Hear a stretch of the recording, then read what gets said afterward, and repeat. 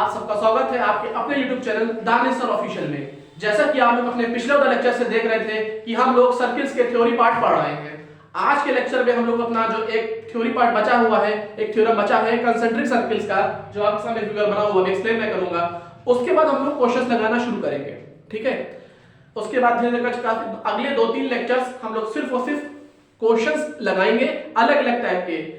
कई बार क्वेश्चंस आएंगे कि ट्रायंगल के अंदर एक सर्किल बना हुआ है, कई बार क्वेश्चंस आएंगे कि सर्किल है उसके अंदर इंस्क्राइब्ड एक ट्रायंगल बना हुआ है, कई बार आएंगे कि सीकेंट के क्वेश्चंस हैं, टेंजेंट्स के क्वेश्चन है, कंसेंट्रिक सर्कल्स के क्वेश्चन है, डबल टेंजेंट है, डबल सीकेंट है। ऐसे करके कई सारे क्वेश्चंस आपके आने वाले हैं, ठीक है। लेकिन उससे पहले एक थ्योरेटिकल पार्ट एक बचा हुआ थ्योरम्स को हम लोग पढ़ ले रहे हैं। देखिए आपके सामने दो सर्किल्स बने हुए कंसेंट्रिक सर्कल्स है। कंसेंट्रिक सर्कल्स मतलब क्या होता है कि उनका सेंटर कॉमन होता है, ठीक है।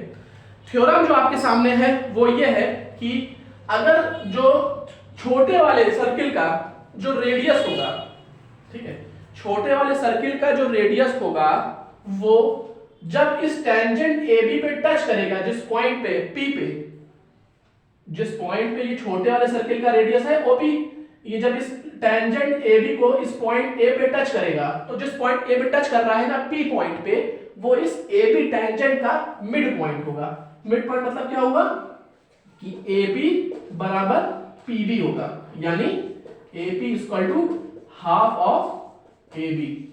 ये होता है। ये कैसे होता है ये हम लोग इस थ्योरम के अंदर देखते हैं, ठीक है। We need to prove that कि AP इक्वल टू PB, ये हमें प्रूव करना होगा। अब हम ये लोग प्रूव क्या करेंगे वो अब देखिए।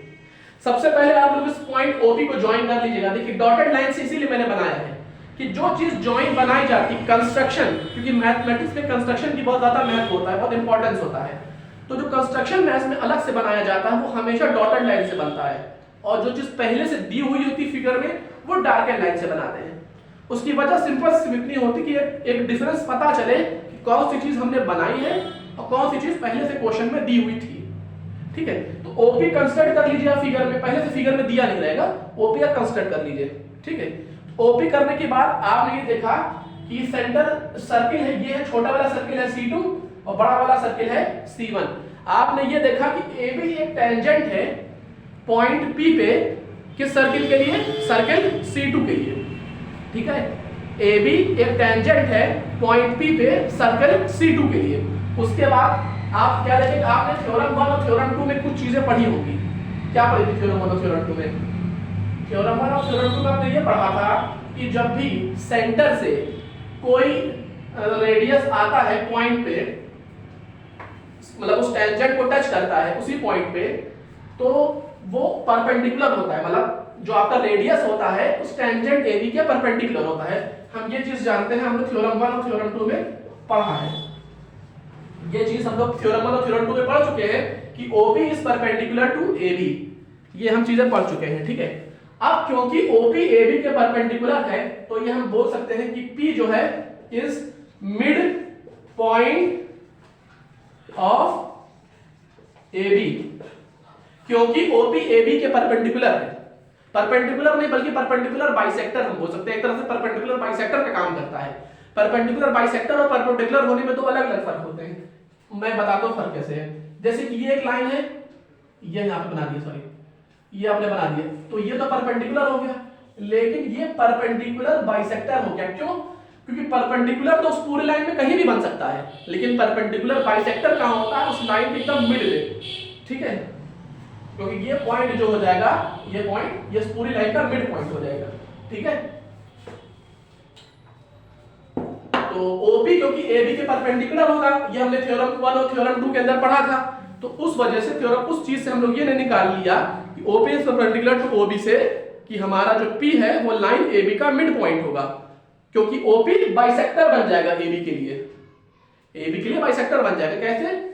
देखिए जब OP है तो वैसे ये अगर आप इसको आगे बढ़ा लीजिएगा इस पॉइंट तक की इस सर्किल पे यहां टच कर जाए, तो वही टेंजेंट यहां पे इसके भी पैरेलल होगी। देखिए मैं आपको एक्सप्लेन कर देता हूं। देखिए ये टेंजेंट बन रहा है ना, मान लीजिए इस टेंजेंट को CD बनाते हैं, मान लो इसको EF मान लीजिए। बड़े वाले सर्किल C1 के लिए टेंजेंट है EF।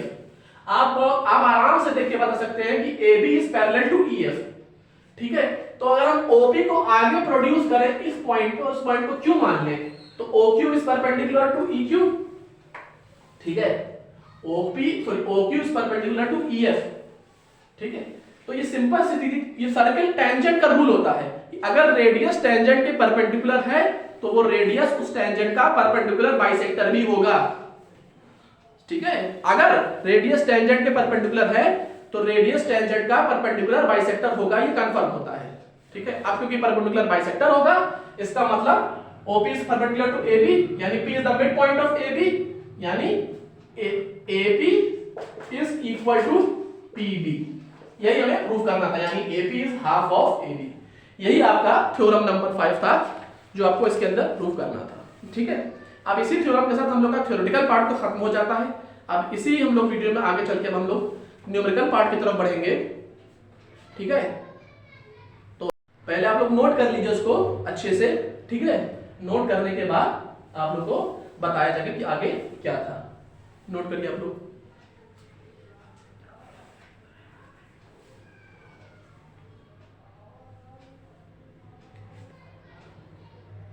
देखिए हम लोग अपना चलते हैं क्वेश्चन नंबर 1 की तरफ, ठीक है। एक क्वेश्चन आप लोग का एक्सरसाइज 10.2 का है। इसमें हमें फिगर दिया नहीं है, पहले आप लोग को फिगर बनाना पड़ेगा अपने तरफ से, ठीक है। कई बार आप लोग को क्वेश्चन फिगर दिया जाएगा क्वेश्चन में, कई बार आप लोग को सिर्फ थ्योरेटिकल पार्ट क्वेश्चन दिया है, पहले तो आपको फिगर बनाना पड़ेगा समझने के लिए कि एक्चुअली क्या पूछ रहा है, ठीक है। कई बार थ्योरी पार्ट देखने से समझ में आता नहीं है कि हम लोग क्या सॉल्व करें और क्या उसमें निकालना है और क्या आप लोग को नहीं निकालना है, ठीक है। तो आप लोग को सबसे पहले क्वेश्चन फिगर बनाना पड़ेगा, ठीक है। फिगर आप लोग का इस तरह से सर्कल दिया हुआ है, फिगर एक क्वेश्चन दिया हुआ है। क्वेश्चन आपका ये है कि एक सर्कल है, ठीक है, उसमें सेंटर आपका O दिया हुआ है, सेंटर आपका O दिया हुआ है। O सेंटर से एक जो टेंजेंट हम लोग बनाते हैं,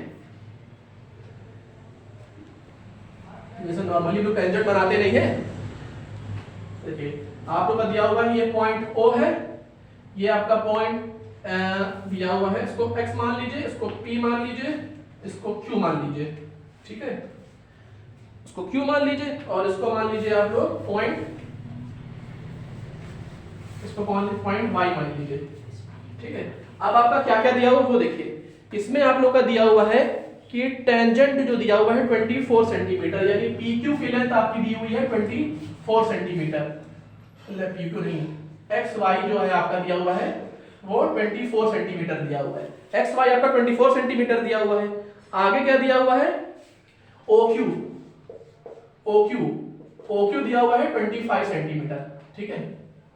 OQ दिया हुआ है 25 सेंटीमीटर, OQ आपको 25 सेंटीमीटर दिया हुआ है। आपको निकालना क्या है, OP। आप जानते हैं पाइथागोरस थ्योरम क्या होता है, OQ स्क्वायर बराबर OP square plus PQ square, ठीक है। ये आपका पाइथागोरस थ्योरम होता है। अब इसमें आपको PQ दिया हुआ है और OQ दिया हुआ, OP निकालना है। तो OP स्क्वायर का फॉर्मूला क्या हो गया, OQ square minus PQ square. OP का वैल्यू क्या हो जाएगी, under root of OQ square minus PQ square. OQ कितना दिया हुआ है 25 square, 25 square minus 24 square. 25 square आप लोग जानते हैं कितना होता है 625, 625, और 24 स्क्वायर कितना होता है 576, ठीक है। तो 625 माइनस 576 ये आपका होता है रूट 49, यानी 7। इसकी मतलब आपकी OP की लेंथ हो जाएगी,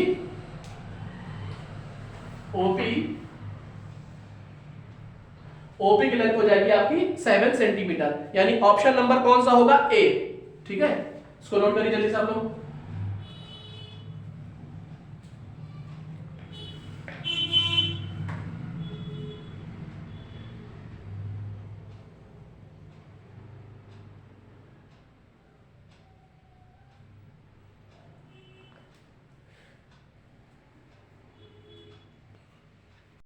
देखिए हम लोग अपना क्वेश्चन नंबर 2 सॉल्व करते हैं, ठीक है। उम्मीद करते हैं कि आप लोग का नोट हो चुका होगा।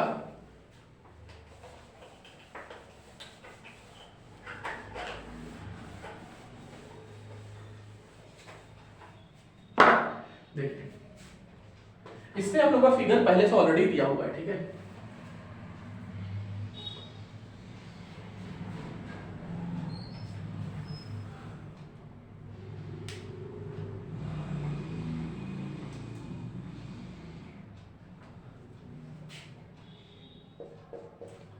ये पॉइंट दिया हुआ क्या है, O, ये है Q, ये है T, ये है P।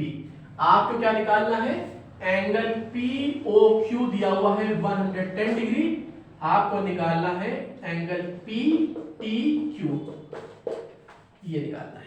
देखिए सिंपल एंड सीधा इसमें एक रूल फॉर्मूला लगा है सर्कल का, वो ये होता है कि जो एंगल सेंटर पे सबस्टेंड होता है, ध्यान से सुनिएगा, जो एंगल सेंटर पे सबस्टेंड होता है वो, और दो पॉइंट्स के द्वारा बनने वाली टेंजेंट, उस पर जो एंगल बनता है पॉइंट ऑफ कांटेक्ट पे, उन दोनों में जो दोनों एंगल्स होते हैं वो आपस में सप्लीमेंट्री होते हैं।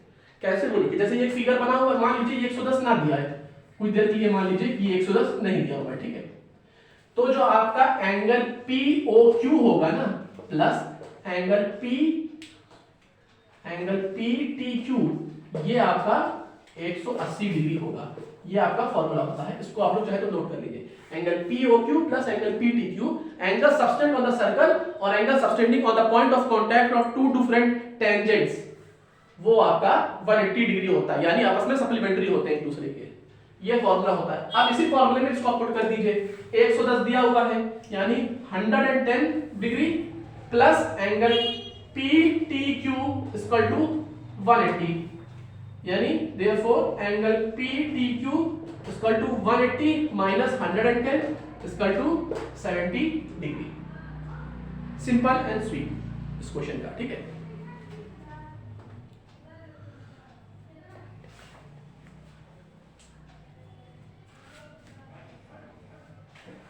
बहुत आसान क्वेश्चन था, ठीक है, आप आसानी से इसको सॉल्व कर सकते हैं।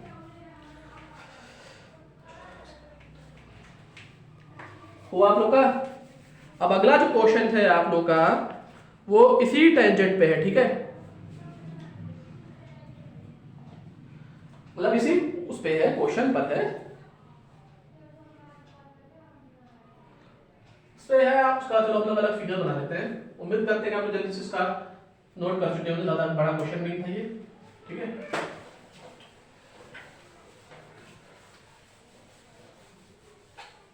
देखिए क्वेश्चन नंबर 3 है आप लोग का।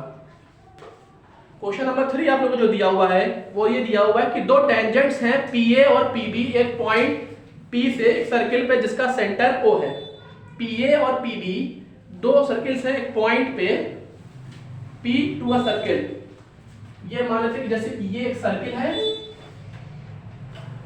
ठीक है, एक पॉइंट दिया हुआ है P, इस पॉइंट से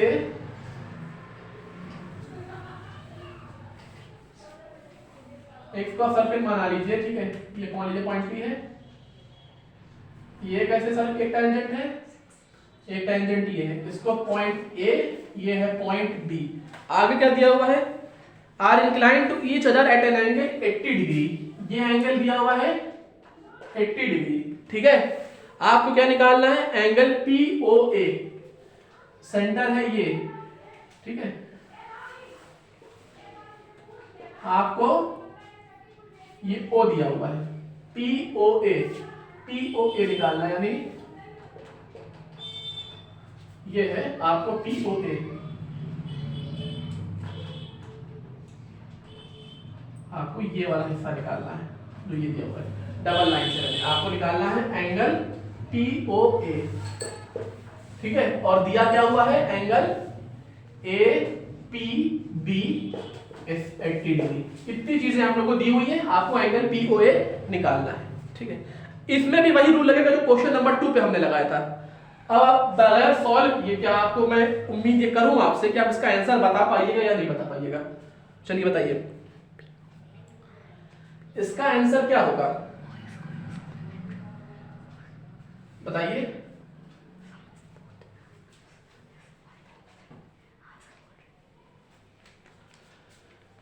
इसका आप लोग आंसर बताइए बगैर, क्योंकि मैंने पिछला क्वेश्चन नंबर बताया नंबर 2, वो दिमाग में रखिए और खुद सोचिएगा कि आप लोग का जो आंसर होगा वो क्या होगा, बताइए। देखिए मैंने आपको बताया था कि एंगल ए पी बी इस सर्कल के हिसाब से plus angle A O B ये आपका 180 होता है, ये आप जानते हैं, ठीक है। ए पी बी आपको दिया हुआ है 80, तो 80 plus angle A O B ये आपका 180 होगा, होगा ना। तो एंगल ए ओ बी कितना हो जाएगा, 100 डिग्री हो जाएगा। अब आप ये जानते हैं कि जो ये पीओ है, we know that P O is a bisector of angle A O B, therefore angle POA equal to half of 100 equal to 50 degree, ठीक है।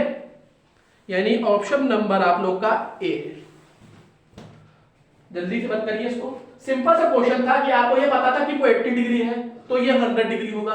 अब क्योंकि PO जो है वो बाइसेक्टर है एंगल AOB का, और बाइसेक्टर होने की वजह से वो आधा हो जाएगा, ये 50 है तो वो भी 50। ओके, ये भी इसको सॉल्व जरूर रखिएगा। देखिए ये थ्योरम आप याद रखिएगा, angle subtending at the centre plus angle subtending by the two different tangents form a common point of contact, वो दोनों का सम हमेशा 180 होता है, या फिर आपस में वो लोग सप्लीमेंट्री होते हैं कि अगर एक 70 है तो दूसरा 110 है, ठीक है। सिंपल सीधी बात।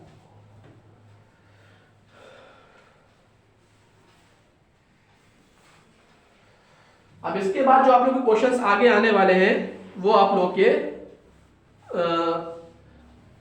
न्यूमेरिकल पार्ट है, उसके बाद तब फिर हम लोग आगे जो सॉल्व करते चलेंगे भी आगे भी। हम आज हम लोग को भी और क्वेश्चन सॉल्व करना है, ठीक है।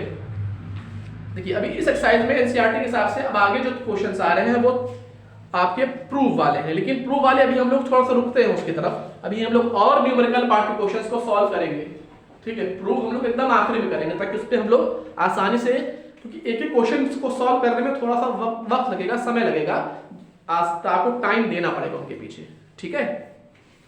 उम्मीद करते हैं आप लोग हो गया होगा, इसको नोट कर लीजिए।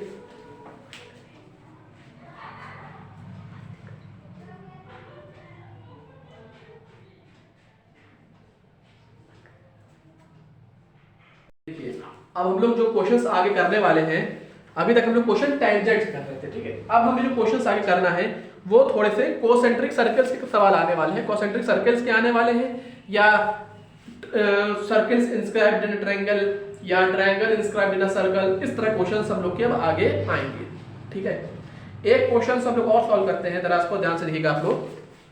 वो कोसेंट्रिक सर्कल्स का ही सवाल है, ठीक है। दो कोसेंट्रिक सर्कल्स आप लोगों के सामने दिए हुए हैं, एक ये और एक ये, ठीक है।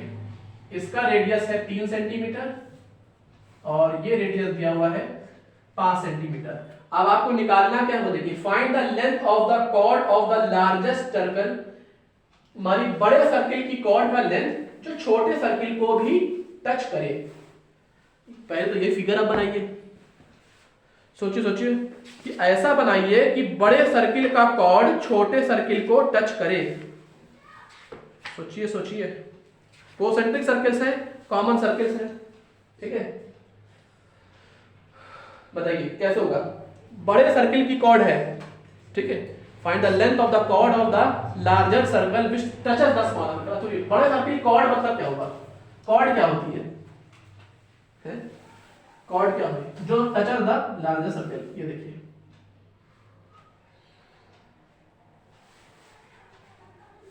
ये होगी वो कॉर्ड, ठीक है। अब हम लोग इसको मार्क कर ले रहे हैं नाम, centre O P Q R, ये, ठीक है। और आपको लेंथ निकालनी किसकी है, इसी QR की, ठीक है। देखिए इसमें आपको क्या क्या दिया हुआ है, OQ 5 सेंटीमीटर, OP 3 सेंटीमीटर और आपको निकालना है QR। ओके, आप जानते हैं ये सब्सटेंट होगा, we know that angle OPQ 90 degree है, ये भी हमारे पास इक्वली परपेंडिकुलर होता है, ठीक है। वो देखिए OR जो है, आप ध्यान से फिगर में देखिए, RQ है जो QR है आपका, वो बड़े सर्किल के लिए तो कॉर्ड है, लेकिन इस छोटे सर्किल के लिए वो एक टेंजेंट बन जा रहा है, ठीक है। और टेंजेंट बनने का रूल क्या है, OP is perpendicular, therefore OP is perpendicular, ठीक है। OP is perpendicular to, OP जो है वो परपेंडिकुलर किसके हो जाएगा, QR के, देयरफॉर एंगल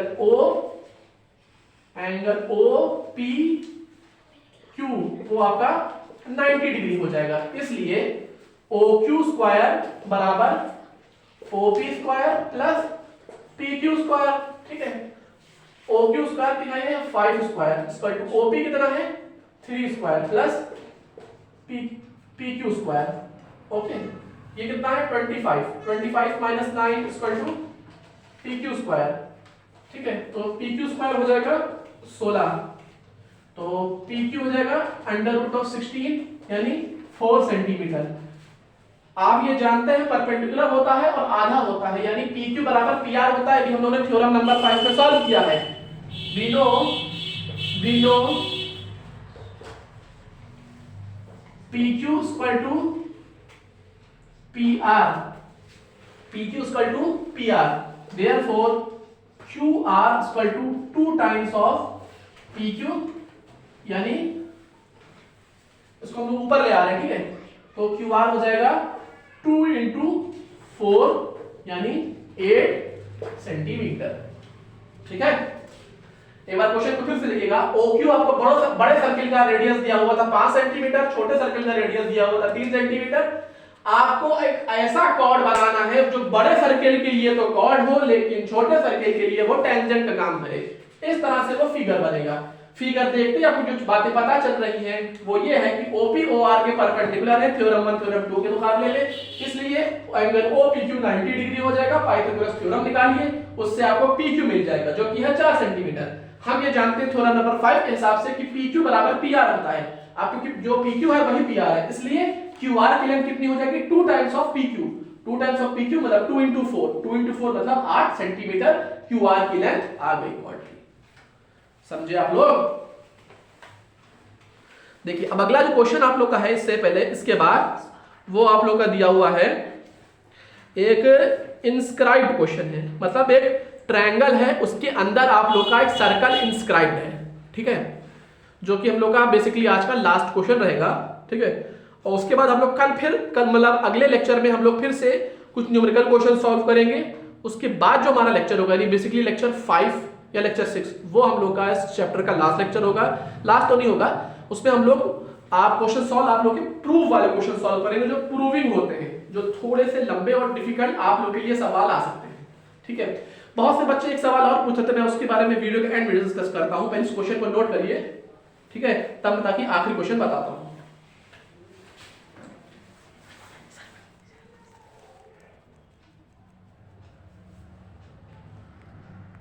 देखिए ये हमारा आज का लास्ट क्वेश्चन है। एक ट्रायंगल दिया हुआ है ABC, उसके अंदर एक सर्कल डिस्क्राइब्ड है, उसका सेंटर है O इस तरीके से कि CD 6 सेंटीमीटर है, DB 8 सेंटीमीटर है और OD रेडियस जो है वो आपका 4 सेंटीमीटर दिया हुआ है, ठीक है।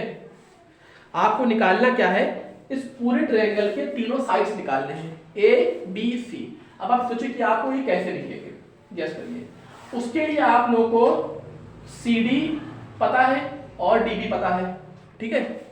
आपको सारे साइड आपको AB निकालना है और AC निकालना है, ठीक है, क्योंकि BC तो आपको ऑलरेडी पता है, 6 + 8 कर लेंगे 14 आ जाएगा। आपको AB और AC निकालना है, ठीक है। AB AC निकालने के लिए आप अगर चलिए हम लोग एक काम करते हैं, इसको मान लेते हैं पॉइंट P और इसको मान लेते हैं पॉइंट Q। अगर इनमें से कुछ नहीं निकाला AQ या AC तो आप चीजें आसानी से सॉल्व हो सकती है, ठीक है। एक चीज जो आप लोग जानते हैं इस क्वेश्चन के अंदर वो ये कि अगर इस पे हम लोग देखिए, अगर हम लोग इसको ज्वाइन कर दें, ठीक है, इसको ज्वाइन कर लीजिए, ओके, ज्वाइन कर लीजिए, तो आप ये क्या कह सकते हैं कि OD जो है परपेंडिकुलर है कि नहीं है। पहले तो ये सोचिए, लेकिन ऐसा नहीं है क्योंकि लेंथ दोनों की अलग अलग है, ठीक है। ये D वो जो है परपेंडिकुलर हो सकता है लेकिन परपेंडिकुलर बाइसेक्टर नहीं हो सकता है। It can not be a perpendicular bisector. Tangent तो है, क्योंकि आप ध्यान से देखिएगा क्वेश्चन के अंदर तो आपका CB जो है उस सर्कल विद सेंटर O के लिए एक टेंजेंट का काम तो कर रहा है। टेंजेंट का काम कर रहा है, इसका मतलब वो परपेंडिकुलर होगा। बाइसेक्टर है कि नहीं ये जरूरी नहीं है, परपेंडिकुलर तो है। परपेंडिकुलर है तो वो 90 डिग्री होगा, यानी आपका जो ये एंगल बनेगा इट विल बी 90 डिग्री। ठीक है, ये एंगल 90 डिग्री होगा और ये भी एंगल 90 डिग्री आपका होगा। और क्या चीजें हम लोग को पता चल रही है इस क्वेश्चन को देख करके? देखिए, जब ये रेडियस आपका दिया हुआ है 4 सेंटीमीटर, तो रेडियस तो सारे 4 सेंटीमीटर होंगे ना। देखिए ये 6 दिया हुआ है, ये 4 दिया हुआ है, तो ये ऑटोमेटिकली क्या हो जाएगा आपका, गेस करिए। वो आपका हो जाएगा √52। ठीक है, वो √52 हो जाएगा, ये √52 हो जाएगा। CO आपका हो जाएगा √52। ठीक है, और आपका OB कितना हो जाएगा? OB आपका हो जाएगा 64 16 √80, ये हो जाएगा √80, यानी CO भी आपका निकल गया है, OB भी निकल गया है आपका। ठीक है, अब आप निकालने को आप निकाल सकते हैं क्या? ये देखिए, ये भी तो आप ले सकते हैं, ये भी एक रेडियस है। ठीक है, ये भी एक रेडियस है OQ। अगर OQ एक रेडियस है तो फिर उस हिसाब से अगर देखें तो इस टेंजेंट के लिए देखिए, अगर आप देखिए तो वो ये 90 डिग्री हुआ,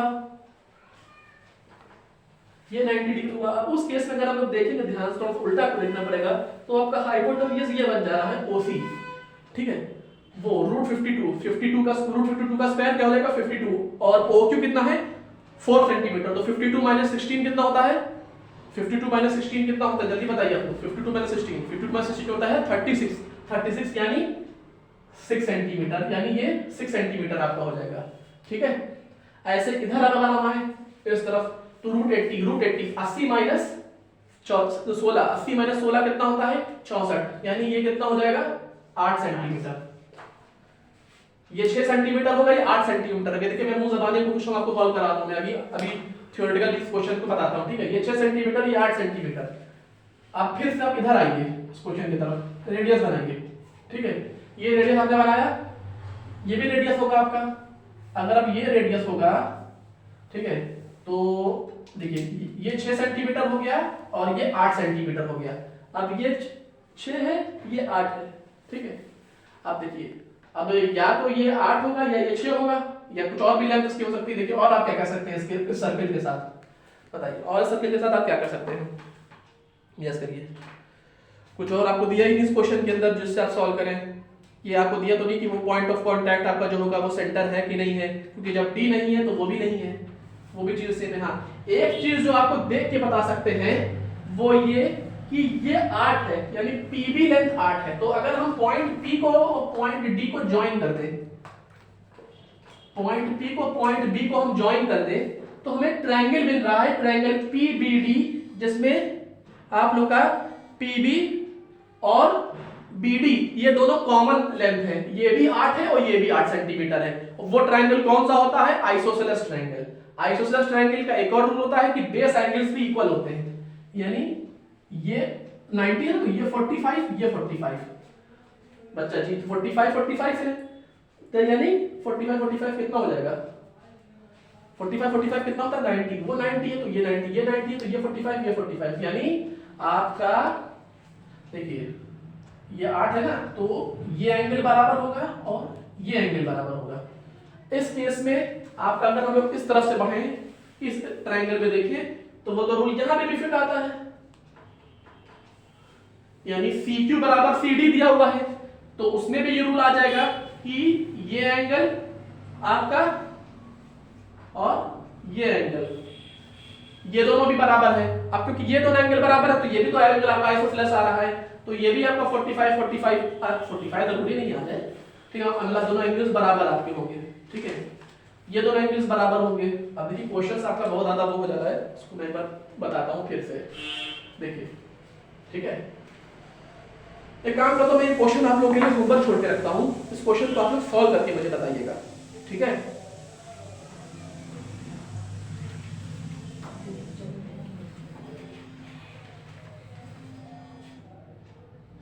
देखिए आप लोग अपना एनसीईआरटी बुक लीजिएगा, उसमें क्वेश्चन नंबर 12 एक्सरसाइज 10.2 का है, ये मैं आप लोग को होमवर्क दे रहा हूं। ठीक है, इसको सॉल्व करिएगा, मुझे थोड़ा सा लंबा पड़ा था, इसको सॉल्व करके आप लोग आइएगा, फिर बताइएगा। अगर आप लोग को फिर भी समझ में नहीं आ रहा होगा तो मैं अगले वीडियो में सबसे पहले ये क्वेश्चन सॉल्व करूंगा। उसके बाद तब आगे को क्वेश्चंस पे बढ़ा जाएगा। ठीक है, क्वेश्चन नंबर 12 एनसीईआरटी एक्सरसाइज 10.2। ठीक है, ये और क्वेश्चन नंबर ये भी था, और क्वेश्चन नंबर 6 और 7 मैं 7 करवा चुका हूं। क्वेश्चन नंबर 6 और क्वेश्चन नंबर 12 ये दो क्वेश्चंस आप लोगों के लिए होमवर्क हैं, एनसीईआरटी के हैं, एक्सरसाइज 10.2 के क्वेश्चन नंबर 6 और क्वेश्चन नंबर 12। ध्यान से सुन लीजिएगा, ये दोनों आप लोगों के लिए होमवर्क है। इसको सॉल्व करके मुझे अगले लेक्चर में बताइएगा, चाहे तो मुझे आप टेलीग्राम पे बता दीजिए, चाहे मुझे आप मैसेज कर दीजिए टेलीग्राम पे, या फिर डीएम कर दीजिए इंस्टाग्राम पे, कहीं पे भी डीएम कर दीजिए, मैं आपको उसका जवाब मैं देखता ही। और अगर आ रहा है तो आप लोग जवाब भेजते रहिए कमेंट बॉक्स में। यस, अगर आप लोगों को क्वेश्चन आ रहा है तो कमेंट बॉक्स में यस भेज दीजिएगा। ठीक है, और उसका फोटो में सॉल्व करके मुझे भेज दीजिएगा। और जो मैं अभी बीच वीडियो बता रहा था कि जो बच्चे पूछ रहे थे, वो क्वेश्चन ये था आप लोगों का कि सर आप सर्कल्स के बाद किस चैप्टर की तरफ आइएगा। 3 चैप्टर तो हमारे पहले हो चुके हैं, क्वाड्रेटिक, अरिथमेटिक प्रोग्रेशन और क्वाड्रेटिक और अरिथमेटिक प्रोग्रेशन हो चुका है, क्वाड्रेटिक हो चुका है, और आप लोग का एक चैप्टर और हो चुका है। ठीक है, क्वाड्रेटिक, अरिथमेटिक, हाँ, और height and distance, some applications of trigonometry, ये 3 चैप्टर्स आप लोगों के हो चुके हैं। अब जो बच रहा है वो सरफेस एरिया वॉल्यूम बच रहा है, और आप लोग का कंस्ट्रक्शन, 1-2 चैप्टर्स और आप लोग के बच रहे हैं। इसके बाद जो हम जिस चैप्टर की तरफ बढ़ेंगे वो है आप लोग का सरफेस एरिया एंड वॉल्यूम्स। ठीक है, ये चैप्टर हम लोग का आगे आने वाले लेक्चर्स में हम लोग क्वेश्चन सॉल्व करेंगे जब हमारा सरफेस खत्म होता है। अगर आप लोग को अब तक ये 2 लेक्चर्स आप लोग के पसंद आया हो, आप लोग की डिमांड पे मैं ये स्पेशल बैच सीरीज लेकर आया हूं मैथ्स का। ठीक है, बच्चों के बहुत सारे डाउट्स आते रहते हैं सर, मैं कोशिश करता हूं मैं डाउट्स क्लियर कर दूं, इसलिए मैंने आपसे बार-बार कहा है कि डाउट्स आप लोग जरूर पूछिए मुझसे। ठीक है, ये मत सोचे कि आप लोग मतलब किस पे कैसे मतलब किस तरह से पूछें। अगर आप लोग को इस वीडियो में नहीं आप लोग पूछ सकते हैं, या तो किसी भी वीडियो की आप कमेंट बॉक्स पर जाकर के अपना क्वेश्चन बता दीजिए, मुझसे मैसेज कर दिए, आखिर वो मैसेज तो मेरे पास आ ही जाएगा। ठीक है, दूसरी चीज कि बहुत सारे सर हम लोग को वीडियो का लिंक नोटिफिकेशन नहीं मिल पाता है। मैंने आपसे कई बार आप लोग से कहा है कि नोटिफिकेशन सिर्फ चैनल सब्सक्राइब करने से कुछ नहीं हो, जब तक कि आप ऑल ऑप्शन पे जो बेल आइकन पे क्लिक करके जब ऑल पे क्लिक करते हैं, जब तक उस पर आप लोग नहीं क्लिक करेंगे नोटिफिकेशन आपके पास नहीं पहुंचेगा। चाहे वो लाइव हो, प्रीमियर हो या रिकॉर्डेड वीडियोस हो, किसी का भी नोटिफिकेशन आपके पास नहीं पहुंचने वाला है जब तक आप उसको ऑल पे जाके बेल आइकन क्लिक करने के बाद ऑल पे क्लिक नहीं करिएगा। ठीक है, इसलिए आपसे बार-बार कहा गया है कि आप उसको ऑल पे क्लिक कर दिए ताकि आपको समय समय पे नोटिफिकेशंस मिलते रहे।